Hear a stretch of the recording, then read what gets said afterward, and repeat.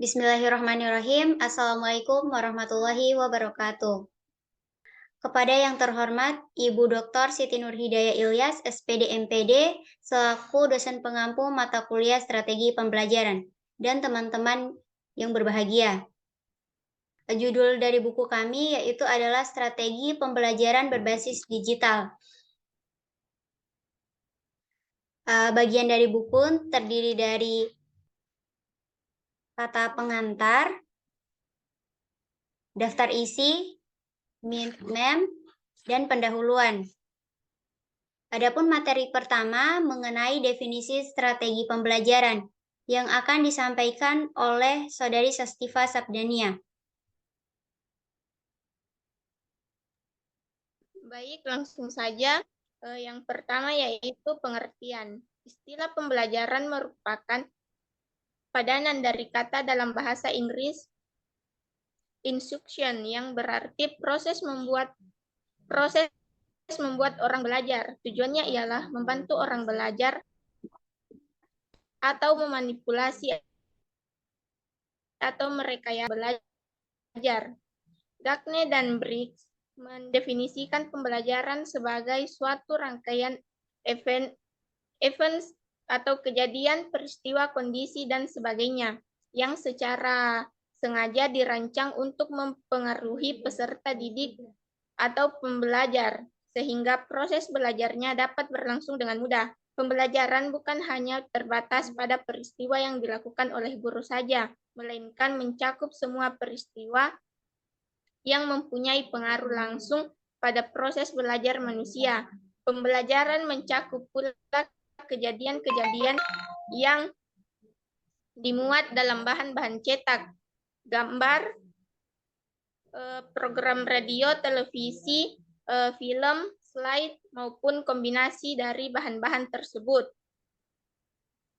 Menurut Sudirja dan Siregar, strategi pembelajaran adalah upaya menciptakan kondisi dengan sengaja agar tujuan pembelajaran dapat dipermudah atau facilitated pencapaiannya. Di sini, strategi mencerminkan keharusan untuk mempermudah tujuan pembelajaran. Mierso berpandangan bahwa strategi pembelajaran merupakan pendekatan yang menyeluruh dalam sebuah sistem pembelajaran dalam bentuk pedoman dan kerangka kegiatan untuk mencapai tujuan umum pembelajaran. Media menekankan bahwa strategi mencerminkan pendekatan mencapai tujuan pembelajaran. Lebih teknis yang diungkap oleh Gagne, strategi pembelajaran meliputi beberapa aktivitas dalam pembelajaran, yakni kegiatan pembelajaran pendahuluan, penyampaian informasi, partisipasi peserta didik, tes atau evaluasi, dan kegiatan lanjutan. Baik, saya akan melanjutkan materi dari Sastiva Sabdania. B. Istilah strategi pembelajaran. Dalam proses pembelajaran dikenal beberapa istilah yang memiliki kemiripan makna, sehingga seringkali orang merasa bingung untuk membedakannya. Istilah-istilah tersebut, yang pertama adalah teori pembelajaran. Teori pembelajaran adalah seperangkap prinsip atau kaidah tentang fenomena belajar dan mengajar yang telah diuji kebenarannya oleh banyak pihak, yang dapat digunakan untuk memformulasikan dan meramalkan kegiatan pembelajaran di tempat dan waktu yang berbeda. Pendekatan pembelajaran.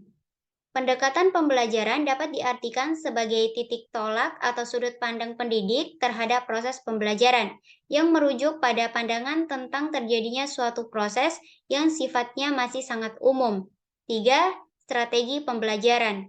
Menurut Wina Sanjaya, pada tahun 2008, ia mengemukakan bahwa strategi pembelajaran adalah suatu kegiatan pembelajaran yang harus dikerjakan guru dan peserta didik agar tujuan pembelajaran dapat dicapai secara efektif dan efisien. 4. Metode pembelajaran. Metode pembelajaran dapat diartikan sebagai cara yang digunakan untuk mengimplementasikan rencana yang sudah disusun dalam bentuk kegiatan nyata dan praktis untuk mencapai tujuan pembelajaran. 5. Teknik pembelajaran. Teknik pembelajaran dapat diartikan sebagai cara yang dilakukan seseorang dalam mengimplementasikan suatu metode secara spesifik. 6. Taktik pembelajaran. Sementara taktik pembelajaran merupakan gaya seseorang dalam melaksanakan metode atau teknik pembelajaran tertentu yang sifatnya individual. 7. Tips atau trik pembelajaran. Tips atau trik pembelajaran adalah kiat-kiat khusus yang bersifat unik untuk dapat diterapkan secara khusus dan tepat dalam kegiatan belajar dan mengajar untuk mencapai tujuan pembelajaran secara efektif. 8. Keyword pembelajaran. Keyword adalah kata-kata kunci yang memiliki makna dan hubungan yang amat penting terkait dengan tema, topik, dan juga judul yang sedang dibahas dalam kegiatan pembelajaran. 9. Password atau klik. Password atau klik pembelajaran adalah suatu tindakan dan atau suatu ungkapan yang sangat menarik, unik, dan tepat sasaran, di mana sebagai kunci pembuka untuk membangkitkan gairah pembelajaran sehingga sejak awal hingga akhir. Kegiatan belajar mengajar nampak menarik, menantang, dialogis, dan penuh bermakna bagi peserta didik. 10. Prosedur pembelajaran. Prosedur pembelajaran adalah urutan-urutan pembelajaran mulai dari perencanaan, perorganisasian, pelaksanaan, dan evaluasi, hingga feedback atau umpan balik untuk perbaikan pembelajaran selanjutnya. 11. Model pembelajaran. Model pembelajaran adalah kerangka konseptual yang melukiskan prosedur yang sistemik dalam mengorganisasikan pengalaman belajar untuk mencapai tujuan belajar tertentu, dan peran guru dalam merencanakan dan melaksanakan aktivitas belajar mengajar. Hal itu dikemukakan oleh Udin S. Winata Putra pada tahun 1994. Adapun di bab kedua mengenai strategi pembelajaran berbasis digital yang akan disampaikan oleh Saudari Sastiva Sabdania. Yang Bagian A yaitu konsep dasar strategi pembelajaran berbasis digital. Kita hidup di abad 21, abad teknologi baru. TIK memiliki pengaruh positif yang sangat besar pada cara pendidikan telah berkembang dan menjadi jauh lebih mudah diakses dunia. Pendidikan tidak bisa lagi bekerja dengan metode lama berdasarkan sistem kelas pelajaran, di mana guru berdiri di depan kelas dan menyajikan materi yang akan dipelajari siswa. Untuk meningkatkan proses belajar mengajar, metode baru berbasis TIK harus digunakan.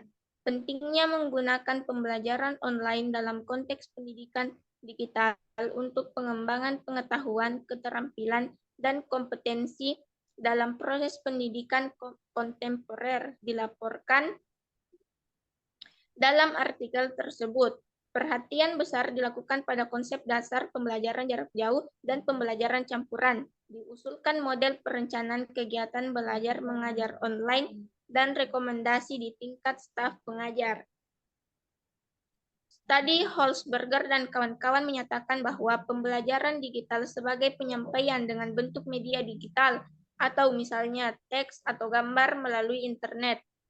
Konten pembelajaran dan metode pembelajaran yang disediakan bertujuan untuk meningkatkan pembelajaran peserta didik dan meningkatkan efektivitas pengajaran atau mempromosikan pengetahuan dan keterampilan pribadi.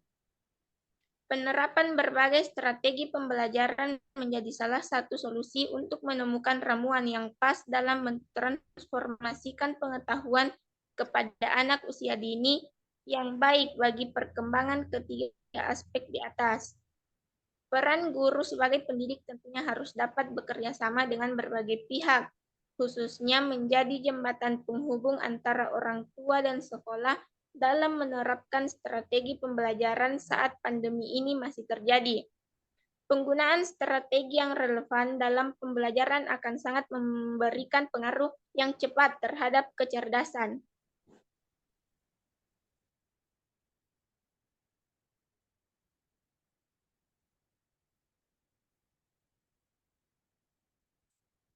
Baik, materi kedua akan saya lanjutkan. Prosedur pelaksanaan pembelajaran berbasis digital. Hampir semua guru mengakui bahwa pembelajaran daring tidak seefektif kegiatan pembelajaran tatap muka, karena guru melihat bahwa pembelajaran yang disampaikan kepada siswa melalui daring belum tentu dapat dipahami oleh semua siswa, sehingga tidak heran jika guru banyak memberikan tugas mandiri kepada siswa, karena tidak ada jalan lain. Melihat permasalahan tersebut, maka guru harus berusaha menciptakan model pembelajaran yang kreatif untuk menarik perhatian siswa agar pembelajaran tidak terkesan monoton. Menurut Nurmalia dan kawan-kawan, kreativitas merupakan tolak ukur dalam proses pembelajaran. Lebih jauh menurutnya, kreativitas tidak hanya menciptakan sesuatu dalam pembelajaran, tetapi yang terpenting adalah bagaimana memadukan ide yang ada saat ini dengan ide sebelumnya. Selain hal di atas, menurut Yeti, kreativitas selalu melibatkan gerakan, agar setiap anak tidak mengalami kejenuhan saat belajar. Menurut Razali dan kawan-kawan, metode yang paling tepat dalam membantu anak belajar lebih kreatif adalah metode inquiry. Metode inquiry menekankan beberapa hal, yaitu proses pencarian informasi, siswa memahami konsep dan meningkatkan keterampilan, dan siswa bukan lagi objek tetapi menjadi subjek pembelajaran. Permasalahan dan tantangan yang dihadapi dalam pembelajaran daring, kemampuan IT guru, ketersediaan gawai, ketersediaan kuota, akses internet, kontrol siswa yang sulit dilakukan, sehingga semua itu berdampak pada pencapaian SNP. Kecenderungan mengalami penurunan. Ketercapaian kurikulum di satuan pendidikan tidak dapat dituntaskan karena kondisi darurat demikian juga pada pendidikan karakter siswa sulit diterapkan. Namun demikian, pada masa pandemi ini telah melahirkan berbagai program inovasi dan platform pembelajaran yang dirancang untuk menunjang efektivitas pembelajaran daring. Sehingga harapan di masa mendatang, upaya digitalisasi sekolah akan dapat membantu percepatan peningkatan kompetensi guru untuk mewujudkan lulusan yang berkualitas dan dapat bersaing di era global. Sangat membutuhkan kreativitas dalam membuat metode pembelajaran, agar pembelajaran tidak membosankan atau menjadi terapi pasif, sehingga semangat belajar lebih tinggi. Salah satunya adalah Digital Game Based Learning atau DGBL. Model pembelajaran berbasis permainan digital untuk anak lebih interaktif. Metode pembelajaran berbasis permainan atau game based learning dapat menggunakan analisis, ideas, was, atau merancang, mengembangkan, menerapkan, dan mengevaluasi. Materi selanjutnya akan dilanjutkan oleh Saudari Sastiva Sabdania. Baik, yang terakhir yaitu menerap pada anak usia dini. Pendidikan pada masa ini sebagian besar pembelajarannya dilakukan secara online atau dalam jaringan yang tentunya memanfaatkan teknologi digital untuk berkomunikasi. Pembelajaran online diterapkan pada setiap jenjang pendidikan, mulai pendidikan tingkat rendah yaitu pendidikan anak usia dini hingga pendidikan tinggi. Dapat dikatakan anak usia dini adalah anak yang memiliki rentang usia 0-6 tahun yang dirangsang pertumbuhannya melalui pembelajaran pendidikan. Sistem pendidikan saat ini yaitu pembelajaran online mengharuskan anak usia dini untuk bertemu teknologi digital dalam bentuk HP atau smartphone, tablet, laptop, dan media yang lainnya. Dalam proses pembelajarannya melibatkan media digital. Kualitas sumber daya manusia ditentukan oleh kualitas sumber daya manusia. Kualitas sumber daya manusia ditentukan oleh kualitas pendidikan dari suatu negara. Negara yang fokus memberikan perhatian pada pendidikan, mulai dari tingkat pendidikan anak usia dini hingga pendidikan tinggi, dengan memperhitungkan sumber daya manusia yang berkualitas. Perhatian pemerintah Indonesia terkait dengan pendidikan dapat dilihat dari upaya peningkatan tenaga kependidikan, pelaksanaan akreditasi lembaga pendidikan, perkembangan sistem pembelajaran, fasilitas penunjang pendidikan dan perkembangan kurikulum. Perkembangan pada sistem pembelajaran terjadi mengikuti kebutuhan, perkembangan teknologi, dan perubahan zaman. Perkembangan teknologi, informasi, dan komunikasi juga turut serta memberikan perubahan dalam proses pembelajaran. Pergeseran yang terjadi terkait dengan berkembangnya penggunaan teknologi informasi dan komunikasi terhadap proses pembelajaran menurut Rosenberg, yakni pergeseran dari pelatihan ke penampilan. Yang kedua yaitu pergeseran. Literatur pembelajaran jarak jauh melalui daring dapat dilakukan pada anak usia dini. Sumber belajar atau media yang digunakan untuk menghadirkan pembelajaran bermakna selama pembelajaran jarak jauh secara daring pada anak usia dini, pemutaran film, aplikasi multimedia interaktif, serta game edukatif.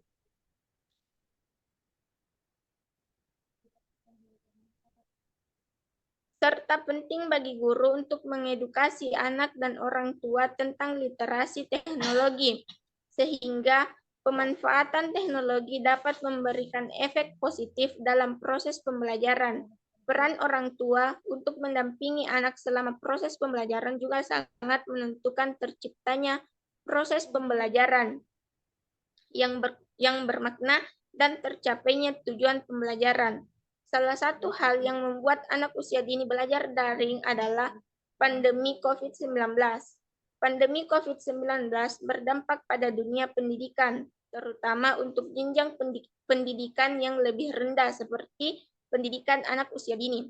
Telah mengubah pola pengajarannya menjadi inovasi dengan menerapkan pembelajaran daring. Oleh karena itu, guru perlu memiliki strategi pengaturan diri yang baik untuk mencapai tujuan pembelajaran online.